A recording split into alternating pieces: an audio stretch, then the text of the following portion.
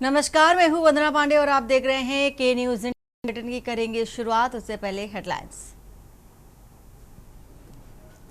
पाकिस्तान ने भारत को भेजे 4 लेटर, सिंधु जल संधि का पानी देने की लगाई गुहार। ऑपरेशन सिंदूर के बाद भी भेजी एक चिट्ठी। कनाडा के G7 शिखर सम्मेलन का भारत को न्योता। पीएम मोदी G7 शिखर सम्मेलन में शामिल होंगे। 15 से 17 जून के बीच G7 शिखर सम्मेलन। उत्तराखंड में तकनीकी खराबी से केदारनाथ जा रहे हेलीकॉप्टर की इमरजेंसी लैंडिंग। बीच सड़क पर उतारा, 6 लोग थे सवार, पायलट को हल्की चोटें, अस्पताल में चल रहा इलाज।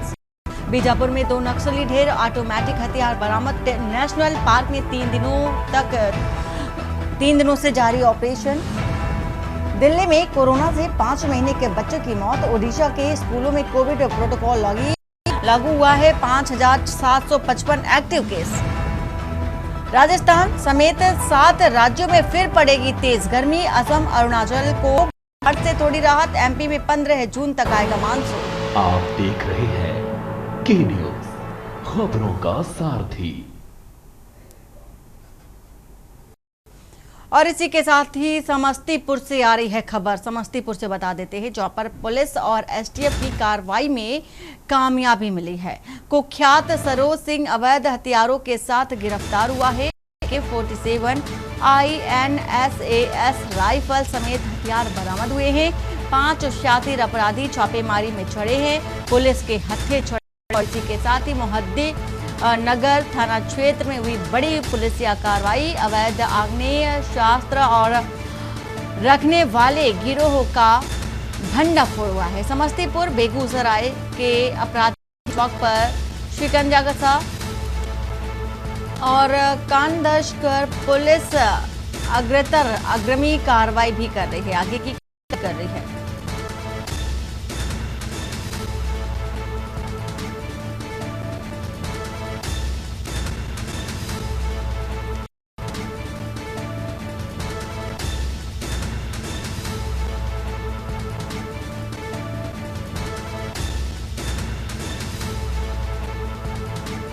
तो कुख्यात सरोज सिंह अवैध हथियारों के साथ गिरफ्तार हुआ है। AK-47 बरामद हुई है। 5 शातिर अपराधी छापेमारी में पुलिस के हत्थे चढ़े हैं। साथ ही मोहद्दी नगर थाना क्षेत्र में ये बड़ी पुलिसिया कार्रवाई। अवैध आग्नेयास्त्र रखने वाले गिरोह का भंडाफोड़ किया है पुलिस ने। समस्तीपुर बेगूसराय के अपराधी नेटवर्क पर शिकंजा कसता नजर आया है। तो बिहार के समस्तीपुर से आपको एक खबर बता रहे हैं।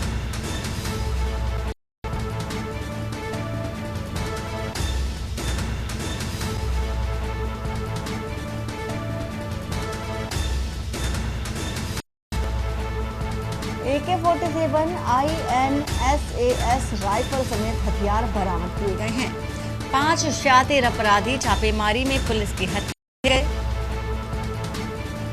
और वहीं मोहद्दी नगर थाना क्षेत्र में ये बड़ी कार्रवाई हुई है।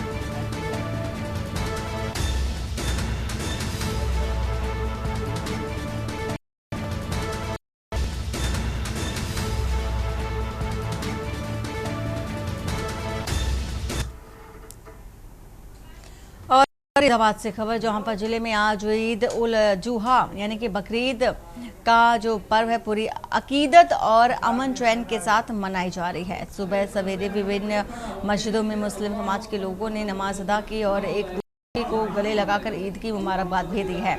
सुरक्षा व्यवस्था को ध्यान में रखते हुए पुलिस प्रशासन ने करीब 600 जवानों की तैनाती की थी। बल्लभगढ़ की ऊंचा गांव स्थित जामा मस्जिद इमाम मौलाना जमालुद्दीन ने नमाज के बाद सभी को ईद की शुभकामनाएं दी और धर्मों में सौहार्द बनाए रखने का संदेश दिया। खास बात यह है कि इस मौके पर हिंदू समाज के लोग भी मस्जिद पहुंचे और पार्किंग सहित अन्य व्यवस्थाओं में सहयोग भी किया है। वहीं नरसिंह धाना ने बताया है कि वे हर साल की तरह इस बार भी मस्जिद की पार्किंग और व्यवस्थाओं में सहयोग कर रहे हैं ताकि त्यौहार सौहार्द और शांतिपूर्वक तरीके से मनाया जा सके। त्यौहार पर हिंदू मुस्लिम एकता की मिसाल पूरे जिले में देखने को फिलहाल मिली। वहां रुकू में से सजदे में से फिर खड़ा होके नहीं, फिर अल्लाह अकबर मतलब जो खड़ा हो जाएगा, यहाँ हाथ बांधेगा वो अल्लाह सीधा के तुहद्दिसु अखबारहा बिअन्न रब्बक मुहालहा यस्दुरुन्नासु अश्तातन लियुरौ अअमालहुम वमन यअमल मिस्काल दर्रतिन खैरन।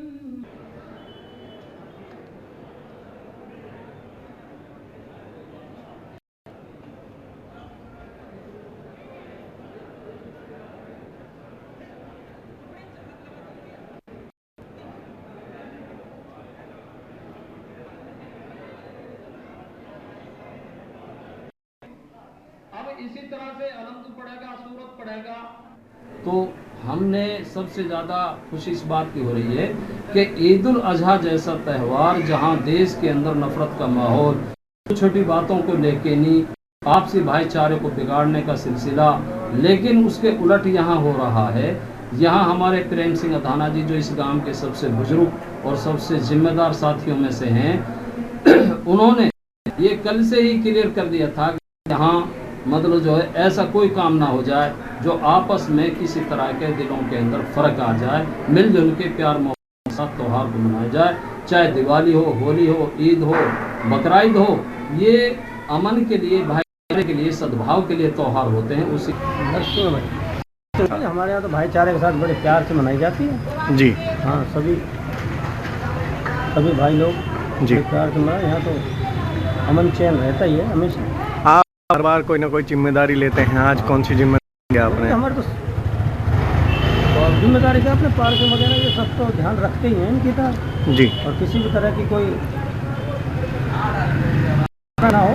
हाँ, हाल तो हमारे यहाँ तो होती नहीं, लेकिन ऐसा ना कभी कभी आजकल कुछ माहौल ही ऐसा चल रहा है जी। लोग बाग कुछ मन में द्वेष कोई रखता हो, ऐसा ना हो, इसलिए कोई आ जाए इधर उधर से निकल के उसको देखने के लिए भी मुस्तैद में खड़े रहते हैं, बड़े प्यार से सबसे मिलते हैं भाईचारे। ठीक।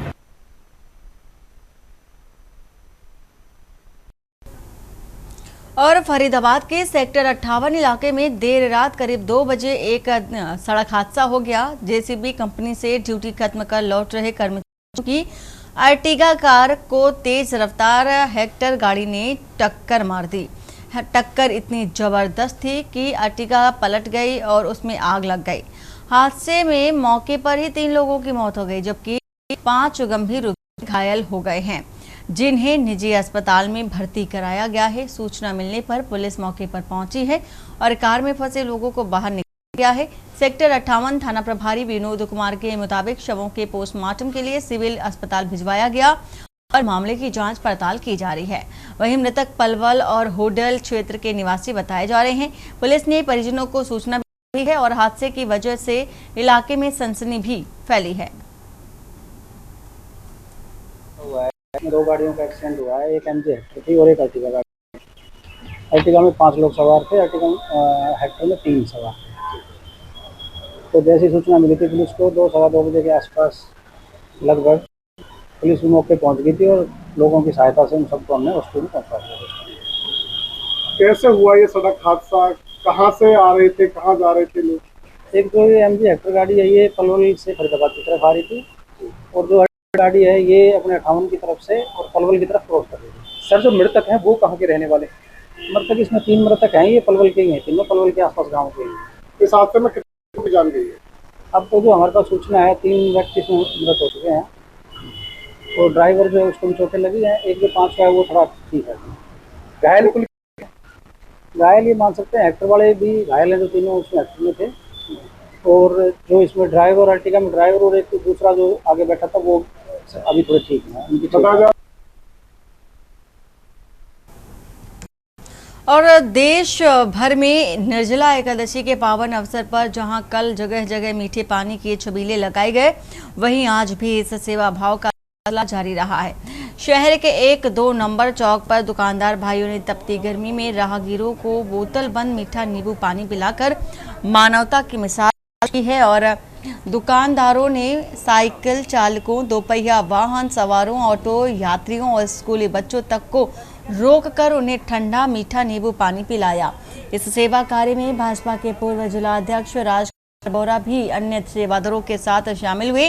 राजकुमार बोरा ने कहा कि भारतीय संस्कृति में निर्जला एकादशी का विशेष महत्व है और ऐसे अवसरों पर सेवा करना सबसे बड़ा पुण्य कार्य है।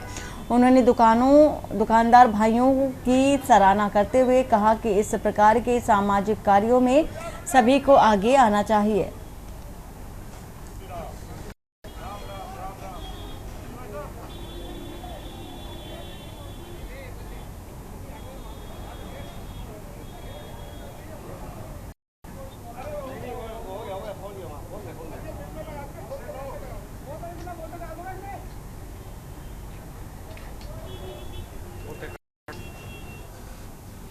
रेवाड़ी जिले के बावल औद्योगिक क्षेत्र से एक गंभीर और दर्दनाक घटना सामने आई। गांव खेड़ा मुरार निवासी एक पशुपालक की करीब 2 दर्जन गायों की मौत हो गई और जबकि दर्जन भर गायें से घायल हो गई। हालत उनकी गंभीर है, जिनका पास के गौशालाओं में इलाज भी चल रहा है। ग्रामीणों का आरोप है कि ये सभी गाय कंपनियों से मिलने वाले केमिकल युक्त दूषित पानी पीने से बीमार हुई हैं और देर रात तड़प तड़प कर उन्होंने दम तोड़ दिया है।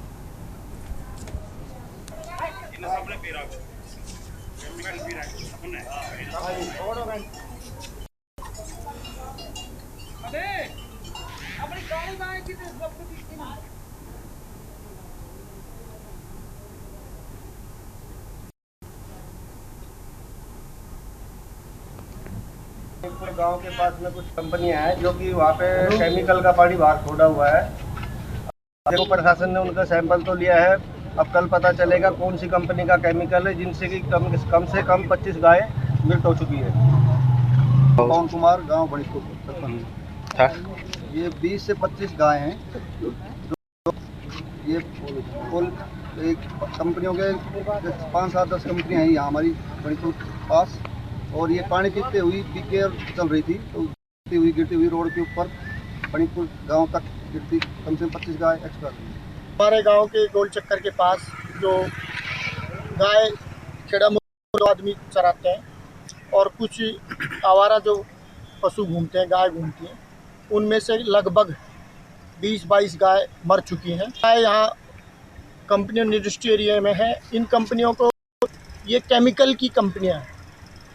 बनीपुर गांव का ये दुर्भाग्य है कि बनीपुर और इस इंडस्ट्री एरिया में केमिकल युक्त पानी गांव के आसपास छोड़ा जा रहा है, जबकि इनका अपना ड्रॉप के लिए एक अलग से लाइसेंस होना चाहिए और वहाँ जाके ड्रॉप होनी चाहिए टैंकर में भर। लेकिन ये टैंकर में भर के गांव के आसपास छोड़ देते हैं और पूरा छिड़ता है, फायर स्टेशन के पास भी छोड़ देते हैं। और आप देखते हैं कंपनियों ने बगल में खड्डे खोद के खुला पाइप छोड़ के उनमें गड्ढों में केमिकल युक्त पानी छोड़ देते हैं, जिसको पीने से ये गायों की मौत हुई है।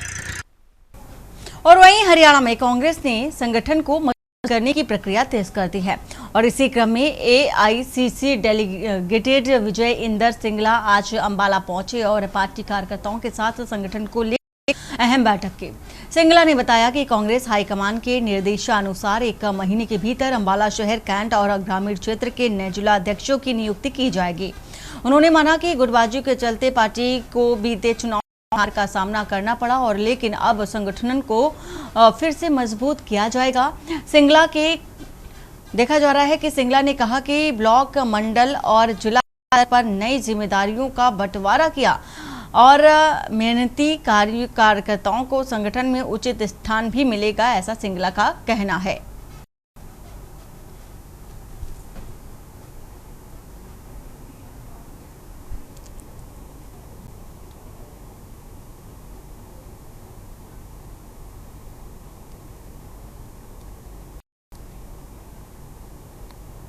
पिछले 10-11 वर्षों से संगठन के अंदर नियुक्तियां नहीं हुई थी। अच्छे लोगों को, जमीन पर काम करने वाले साथियों को संगठन में मजबूती मिले, अच्छे कार्यकर्ताओं को आगे बढ़ने का अवसर प्राप्त हो, जिला कांग्रेस कमेटी के अध्यक्षों की नियुक्ति हो और उनकी नियुक्ति के बाद ब्लॉक की कमेटी, मंडल की कमेटी और बूथ की कमेटी का गठन हो। हर जिला स्तर के पर एक पॉलिटिकल अफेयर्स कमेटी का गठन हो किस प्रकार से जिला अध्यक्ष को मजबूती दी जा सकती है। जिला अध्यक्ष को जब मजबूती की बात आती है, ताकत देने की बात आती है, तो साथ में जिम्मेदारी भी साथ में आती है।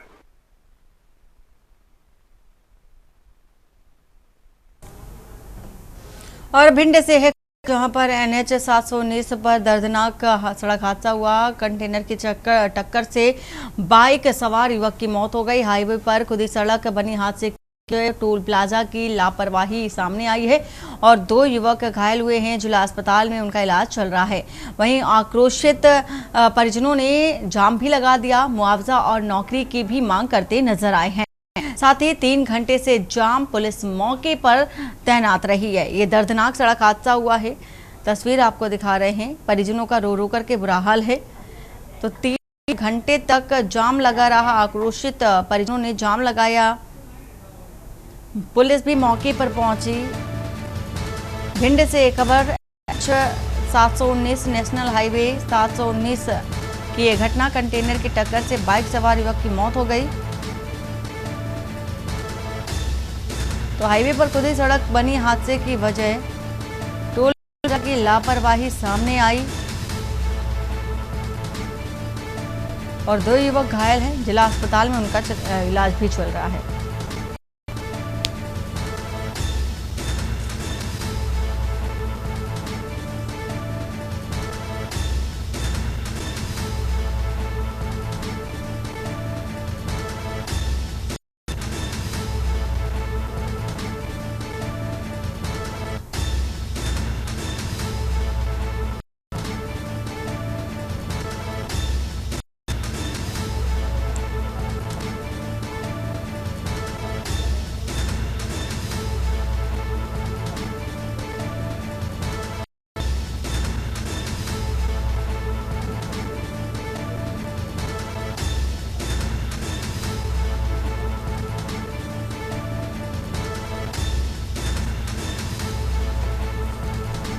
आक्रोशित परिजनों ने जाम लगाया है।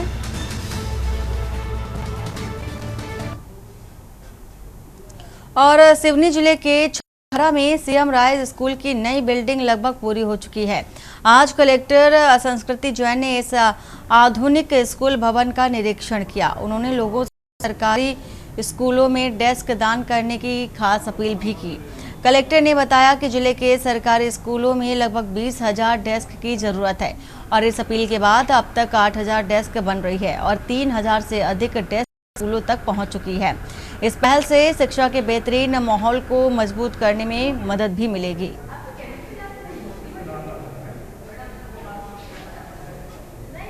मेरे हिसाब से ये स्कूल दिख रहा है और जो हमारी मंशा है कि हम शासकीय स्कूलों में उत्कृष्ट स्तर की शिक्षा दें, मुझे संदीपनी स्कूल इसको जरूर साकार करेगा। हाँ, जैसे कि आप जानते हैं, मुझे काफ़ी विश्वास है प्राथमिक शिक्षा पर। यदि हम अपने बच्चों को अच्छी प्राथमिक शिक्षा दें तो आने वाले सालों में आजकल टेक्नोलॉजी के साथ जितना चाहे पढ़ सकते हैं। उसके लिए हमारी जितनी भी शासकीय प्राथमिक शालाएं हैं उसमें हमने गिफ्ट डेस्क अभियान शुरू किया है, जिसमें जन भागीदारी से हम चाहते हैं कि लोग डेस्क शासकीय स्कूलों में डोनेट करें। हमारे जितने भी फर्नीचर मैन्युफैक्चरर सिवनी ज़िले में हैं उन्होंने एक रेट डिसाइड की है, तो जो भी व्यक्ति कुछ डोनेट करना चाहता है वो हमारे कॉम्प्लेक्स। और खबर इंदौर से, जहां पर राजमाता अहिल्याबाई होलकर की 300वीं जयंती के अवसर पर इंदौर स्थित राष्ट्रीय कौशल प्रशिक्षण संस्थान यानी कि महिला में एक भव्य समारोह का आयोजन किया और इस कार्यक्रम में महिलाओं के कौशल विकास और सशक्तिकरण पर विशेष तरह से जोर दिया गया।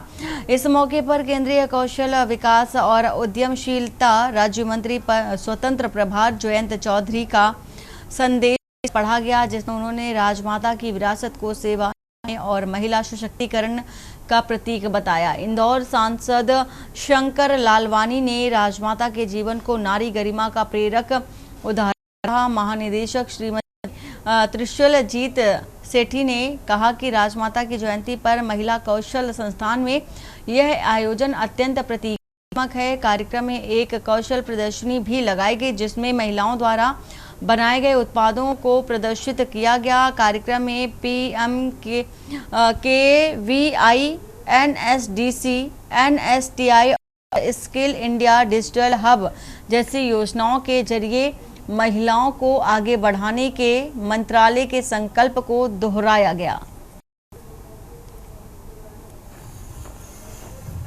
जी के 300वें जन्म दिवस के अवसर पर केंद्र सरकार द्वारा जो एक कार्यक्रम यहाँ किया गया है, जिसमें हमारी जो बहनें वो प्रशिक्षण लेती हैं और आत्मनिर्भर बनती हैं। तो इस प्रकार का प्रशिक्षण से महिलाएं जो बहनें हैं वो सीखकर अपने पैरों पर होती हैं। जिस प्रकार माता अहिल्या जी ने उस समय सभी को, खास करके महिलाओं के उत्थान के लिए काम किया, उसी प्रकार हमारी केंद्र की सरकार मोदी के नेतृत्व में हमारी बहनों की, महिलाओं के उत्थान के लिए काम कर रही है। और यही नहीं, हर क्षेत्र में हमारी माता बहनें आगे बढ़े। उस कौशल विकास और उद्यमशीलता मंत्रालय का एक जो हमारी प्रायोरिटी है वो है महिला सशक्तिकरण, विमेन एम्पावरमेंट।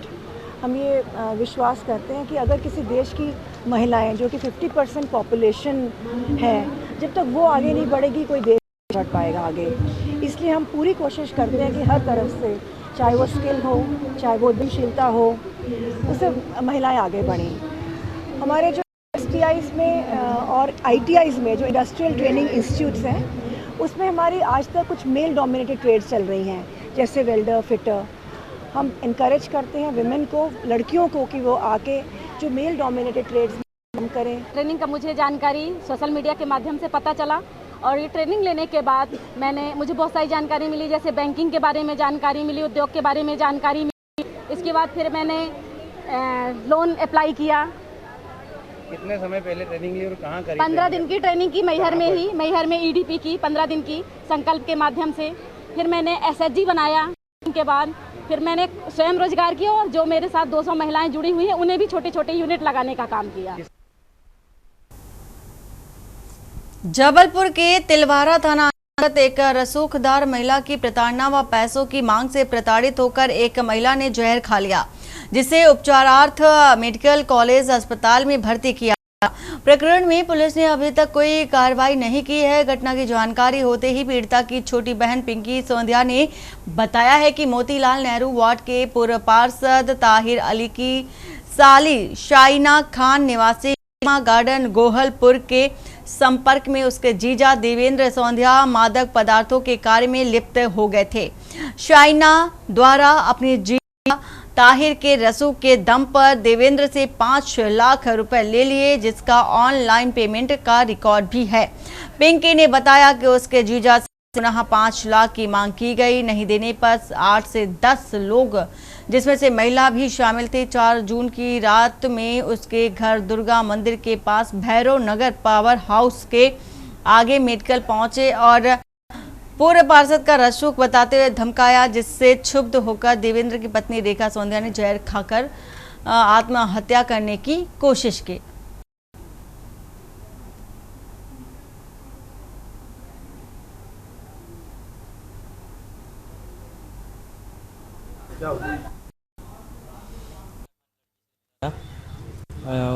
जिनके पिताजी का इलाज भी चल रहा था। पिताजी के इलाज के दौरान मैंने उसको 1 लाख रुपए दिए रहे और हमेशा आए समय पे मुझसे पैसे मांगती रहती थी। कभी 50,000, कभी 10,000, कभी 5,000 ऐसे मांगती रहती थी। मैं उससे प्रताड़ित पैसा देता रहता तो वो मुझसे उकसाती थी कि तुम 2 नंबर का काम करो, कहीं कुछ करो। नहीं दे पाता था। कुछ समय पहले मैं घर से बाहर गया था थोड़ा सा, तो घर से पैसे मांगने आई थी। तो मिसेस ने बताया मुझे कि कुछ पैसे देने किसी को, तो मैंने बोला नहीं। तो उन्होंने मिसेस को प्रताड़ित किया और 5 लाख रुपए की डिमांड करी, जिससे मिसेस ने हमारी जहर खाने का प्रयास किया और आत्महत्या करने की कोशिश करी। मैं शाइना खान से बहुत परेशान हो चुकी हूँ। मेरे पति को बहुत ब्लैकमेल करती है, जहर का काम करवाती है। कई बार मतलब गैर कानूनी काम करवा चुकी है। पूर्व में मेरे पति उसके साथ जेल जा चुके होंगे गैर कानूनी काम में। अब कहीं पैसे मांग रही, कहीं कुछ मांग रही है। मुझसे 5 लाख रुपए मांग रही है और उसका जीजा है। थोड़ी पूर्व में जो पार्षद था ताहिर अली, जो उनका जीजा है वो बार बार मतलब धमकियाँ दे रहा है, गुंडे भिजवा रहा मेरे घर में, और उनका कहना है 5 लाख रुपए दे दीजिए सब खत्म कर देंगे। और वक्त हो चला एक छोटे से ब्रेक का। ब्रेक के बाद जल्द हाजिर होते हैं। आप देख रहे हैं के न्यूज, खबरों का सारथी। ब्रेक के बाद आपका स्वागत है। जालंधर के शहीद उधम सिंह नगर में स्थित राधे कृष्ण मंदिर में पुजारी और प्रबंधक कमेटी के प्रधान में विवाद हो गया। दोनों में विवाद इतना बढ़ गया कि परेशान होकर पुजारी ने खुद को आग लगा ली। इस घटना में घायल पुजारी को उपचार के लिए सिविल अस्पताल में भर्ती कराया गया। घायल पुजारी की पहचान शिव दयाल के रूप में हुई है, वहीं प्रधान की पहचान पवन कुमार के रूप में हुई। बताया जा रहा है कि इस घटना में पुजारी 40% झुलस गया है। आरोप है कि पुजारी छठ पूजा के दौरान प्रबंधक कमेटी के सदस्यों को घर जाने के लिए छुट्टी का पत्र देकर चला गया, जिसके बाद अब वह वापस जालंधर लौटा तो प्रबंधक कमेटी के प्रधान मंदिर में नौकरी करने से उसे मना कर दिया, जिसके बाद वह अन्य मेंबर्स के घरों में जाकर नौकरी की गुहार लगाई। आरोप है कि पुजारी को अब शर्तों के आधार पर नौकरी करने के लिए कहा जा रहा था, जिसमें शर्त थी कि वह किसी के घरों में पूजा पाठ के लिए नहीं जाएगा और ना ही वह कोई क्रियाकर्म का काम करेगा, वह सिर्फ मंदिर में ही रहेगा। पुजारी के परिवार का कहना है कि वह किराए पर रहकर ऐसे में वह घर का गुजारा कैसे करेंगे।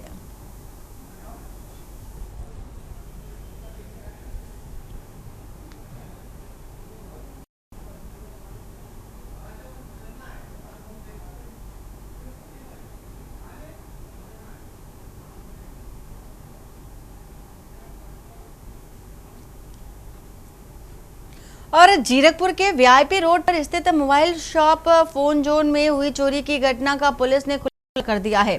सोमवार रात हुई इस चोरी में चोरों ने दुकान का शटर तोड़कर लाखों रुपए के मोबाइल फोन और नकदी चुरा ली थी।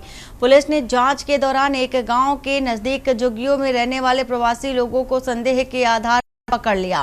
पूछताछ के बाद 3 लोगों को गिरफ्तार कर चोरी किए गए मोबाइल फोन बरामद कर लिए गए। फिलहाल पुलिस आरोपियों से पूछताछ कर रही है और यह पता लगाने की कोशिश में है कि कहीं इस चोरी में और लोग तो शामिल नहीं थे। मामले की आगे की जांच फिलहाल की जा रही है।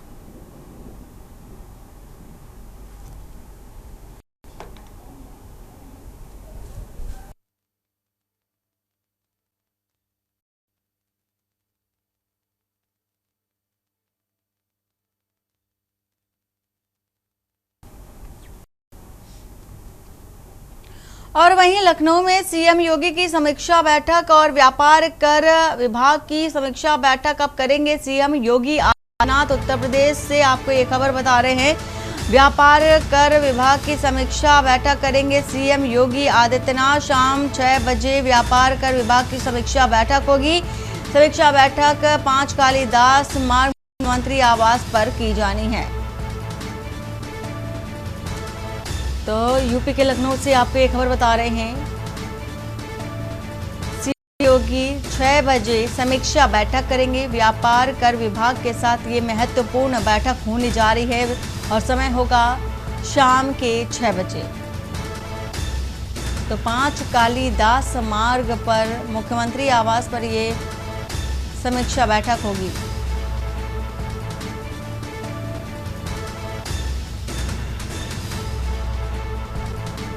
कौशलेंद्र उपाध्याय इसी खबर पर है। कौशलेंद्र, ये जो बैठक होने जा रही है व्यापार कर विभाग को लेकर के शाम के 6 बजे बैठक होनी है, क्या कुछ किन बिंदुओं पर चर्चा होगी, क्या खास रहने वाला है इस बैठक के माध्यम से?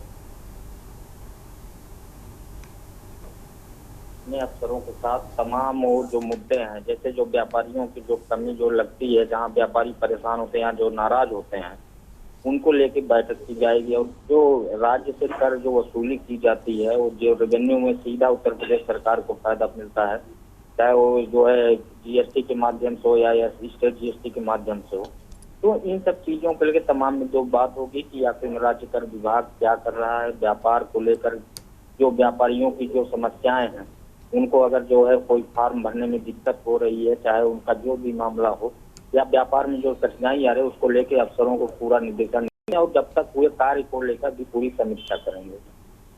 बहुत शुक्रिया कौशलेंद्र, पूरी जानकारी साझा करने के लिए। सीएम योगी की समीक्षा बैठक शाम 6 बजे होगी और व्यापार कर विभाग समीक्षा बैठक में शामिल होंगे सीएम योगी आदित्यनाथ। और कानपुर से आपको खबर बता देते हैं, जहां पर सामने आया जबरन धर्मांतरण का मामला। पीड़िता ने अलमत पर लगाया धर्मांतरण कराने का आरोप और आरोपी युवक धर्मांतरण का दबाव बनाने का आरोप। धर्म ना बदलने पर जान से मारने की धमकी देने का भी आरोप है। पीड़िता ने वीडियो वायरल कर लगाई न्याय की गुहार। वीडियो वायरल होते ही मामले ने पकड़ा है तूल। लाल बंगला क्षेत्र का धर्मांतरण का ये मामला, एसीपी ने मामला संज्ञान में होना स्वीकारा है।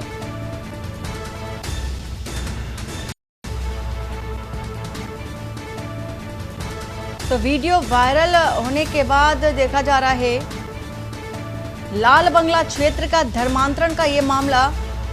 कानपुर से एक खबर, एसीपी ने मामला संज्ञान होने की बात को माना है और सामने आया है जबरन धर्मांतरण का मामला। कानपुर से आपको ये खबर बता रहे हैं, पीड़िता ने अलमत पर धर्मांतरण कराने का ये आरोप लगाया है। आरोपी युवक धर्मांतरण का दबाव बनाने का आरोप बता रहा है।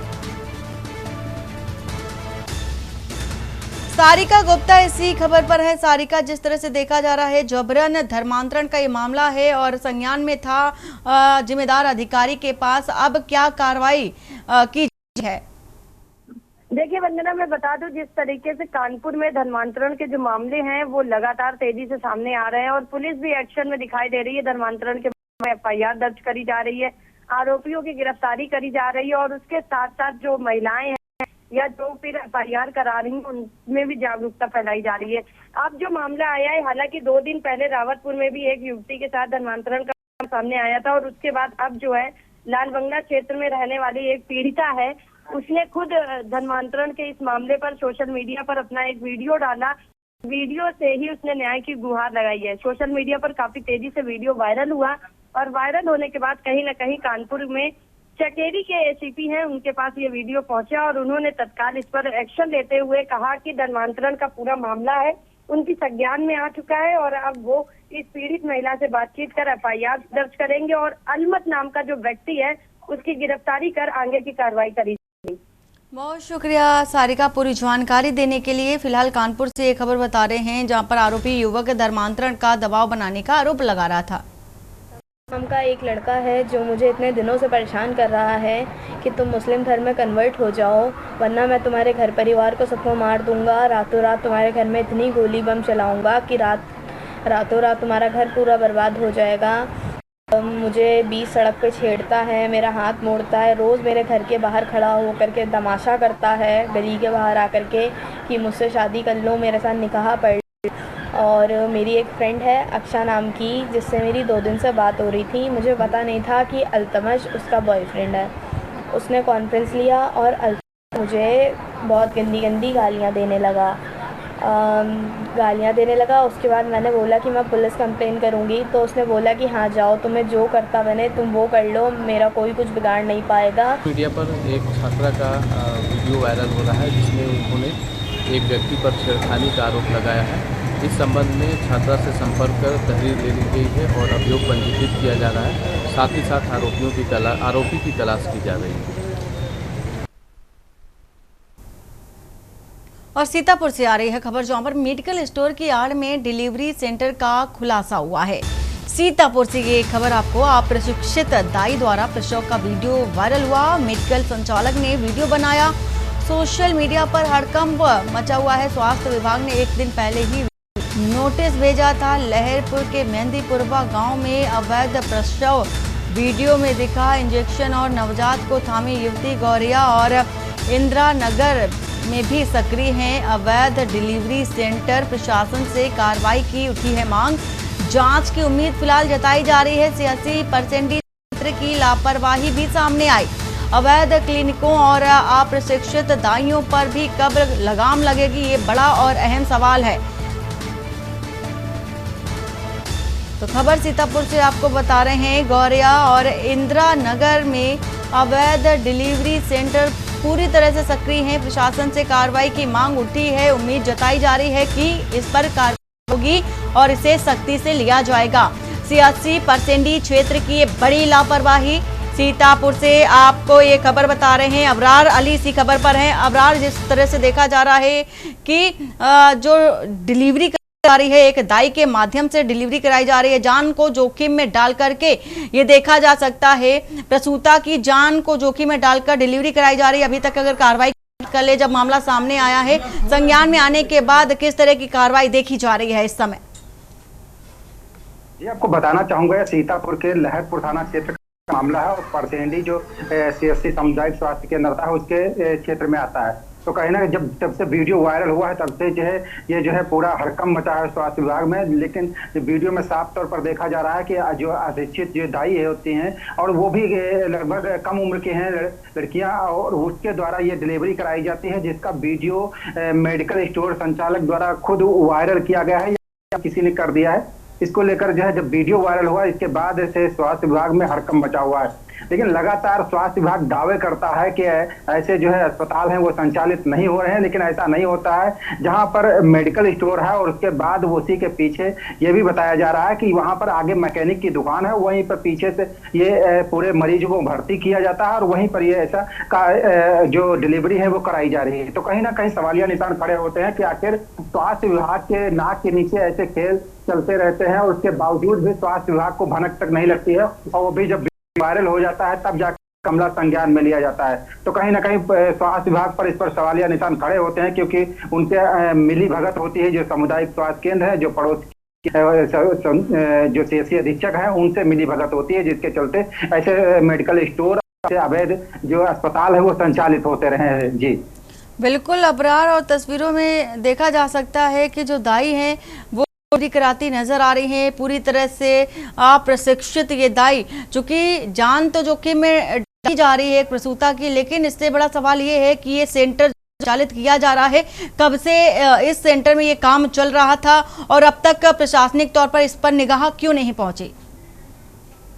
बिल्कुल सही, इस पे जो है लगातार वीडियो ये जब बनाया गया, वायरल हुआ, तब जाकर मामला सामने आया है, जबकि ये अवैध तरीके से पूरा चल रहा था। और ये बताया जाता है अल्फिसा नाम से मेडिकल स्टोर था, केवल मेडिकल स्टोर था, उसके पीछे ही ऐसे मरीजों को भर्ती किया जाता है, वहीं पर डिलीवरी जाता है। जबकि ये डिलीवरी के लिए पूरा से ओटी बनाई जाती है, वहां पर सुरक्षित स्थानों पर ले जाया जाता है, जिससे महिला की जान रहे और उसमें कोई नुकसान ना हो। लेकिन ऐसा नहीं हुआ और खुलेआम ऐसे लोगों के जीवन के साथ खिलवाड़ किया जा रहा है। लेकिन एक बार सोचना पड़ेगा कि जो गरीब जनता है और वहां पर पहुंच जाती है और ऐसे डॉक्टरों के हाथ में पहुंच जाती है जहां पर उनकी जोखिम में चली जाती है। तो कहीं ना कहीं इस पर दोनों इस तरफ से की बात की जाए तो गांव के लोग तो हैं, उन्हें तो नहीं मालूम होता, लेकिन स्वास्थ्य विभाग इस पर अनजान नहीं होता है और उससे पहले से पता होता है कि कौन क्या कर रहा है। क्योंकि उसके पहले अगर कोई मेडिकल स्टोर का लाइसेंस नहीं होता है या निबंधन नहीं होता तो तुरंत वहां पर पहुंच जाते हैं। तो कहीं ना कहीं उसके नाक के नीचे और सब कुछ जानकारी में होता है। बात यह होती है कि जब मामला संज्ञान में आता है, उजागर होता है, तब जाकर उस पर कार्रवाई की जाती है। तो कहीं ना कहीं इस पर सवालिया निशान स्वास्थ्य विभाग पर जरूर खड़ा होता है। जी, क्या जो मेडिकल संचालक है उनसे आपने बातचीत की कि ये जो काम गैर कानूनी तरीके से जो किया जा रहा है, इस पर प्रतिबंध क्यों नहीं लगाया जा रहा है और उनका इस पर क्या कहना है, क्या प्रतिक्रिया? अगर संचालक से बात करनी चाहे तो उनका फोन स्विच ऑफ जा रहा था और वहां पर दुकान भी आज बंद कर दी गई है। तो कहीं ना कहीं जब वीडियो वायरल हुआ है तब जाकर मामला संज्ञान में आया है और इसके लिए वो मेडिकल बंद हो गया है और वो फोन स्विच ऑफ कर लिया है। तो कहीं ना कहीं इस पर जो जिम्मेदार है उनको इस पर कार्रवाई करनी चाहिए। ऐसे अस्पताल लगातार संचालित हो रहे हैं और लोगों के जीवन के साथ लगातार खिलवाड़ किया जा रहा है, लेकिन स्वास्थ्य विभाग इस पर ध्यान नहीं दे रहा है कि उन्हें जो है जो संचालक हैं उन पर काम करने में लगा हुआ। अबरार, क्या प्रसूताओं से बातचीत की कि जिस तरह से आरोप ये लगाए जा रहे हैं लेकर जो संचालित किए जाते हैं वो हो जाता है? जी, जो प्रसूता हैं या उनके जो परिजन हैं, क्या आपने उनसे बातचीत की कि इतनी बड़ी तादाद में जो लापरवाही वो देखने को मिलती है, लेकिन बड़ी बात है कि तब भी वहां पर देखा जा सकता है एक नहीं बल्कि कई महिलाएं जो भी गर्भवती महिलाएं होती हैं ऐसे सेंटर में पहुंच जाती हैं, तो उनका क्या कहना है? जब वहां पर हम पहुंचे थे आज इसके वीडियो आने के बाद, वहां पर पूरी तरीके से उनका जो दुकान थी, जो इनका मेडिकल स्टोर था, वो पूरे तरीके से बंद कर दिया गया और वहां से सभी फरार मिले हैं। तो कहीं ना कहीं उस पर जो है ढूंढने को, जब वो उनके परिवार से संपर्क करना चाहा तो कोई भी ऐसा नंबर नहीं मिल पाया जो उनके परिवार से संपर्क हो पाए। तो इसके लिए स्वास्थ्य विभाग ने पूरी टीम, बताया जा रहा है कि स्वास्थ्य विभाग द्वारा टीम गई है और जल्द इस पर कार्रवाई भी करेगा। जी बिल्कुल अबरार, पूरी जानकारी देने के लिए बहुत शुक्रिया। सीतापुर से ये तस्वीर भी आपको दिखा रहे हैं जहां पर अप्रशिक्षित दाई द्वारा प्रसव का वीडियो सोशल मीडिया पर वायरल हो रहा है। वक्त हो चला एक छोटे से ब्रेक का। ब्रेक के बाद जल्द हाजिर होते हैं।